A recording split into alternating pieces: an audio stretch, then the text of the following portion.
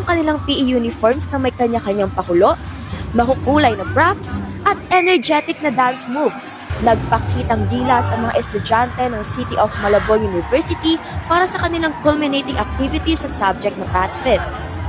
Napuno ng mga talentadong estudyante ng 5 kolehiyo mula first year at second year ang buong CMU grounds.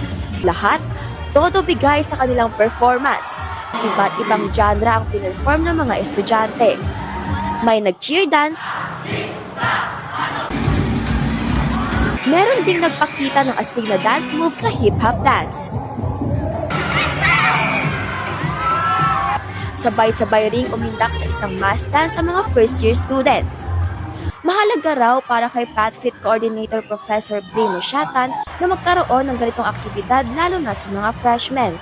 This is very important to the program because we can able to develop students in terms of their skills and talent, but most important actually is how to take care of themselves in terms of physical development, emotional development, social development, at mental development. Wala akong masasabi sa effort ng estudyante because I know and I still believe that the students in CMU is very active and they are talented students.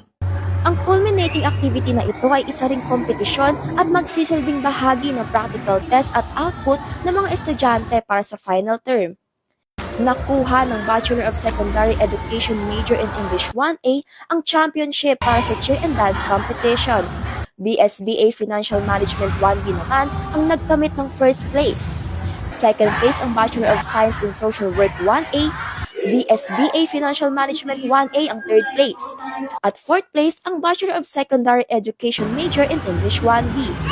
Naiuwi rin ng ilan sa mga nag-perform ang special awards na Best in Props, Best in Mass Dance, Best Cheer, at Crowd Favorite.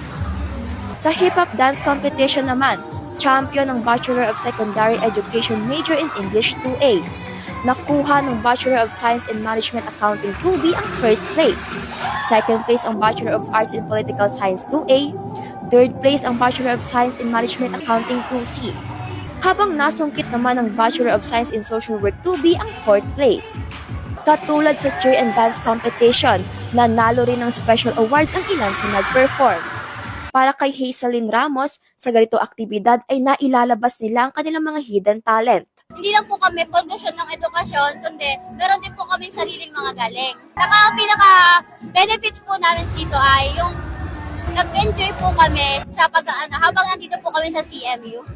Nahirapan man sina Emma Ruth at kanyang mga klase sa preparasyon dahil sa sabay-sabay na academic activity ay nagawa pa rin nila itong ibalanse para magawa ang performance. Wala lang time management po, pero nagiging posible po siya of course with God and syempre sa walang sawang suporta ng mga tao, especially with the works at sa choreographer namin. Nakakaya lahat, nababalance ang lahat dahil ang 2A ay sama-sama po kami talagang lumaban.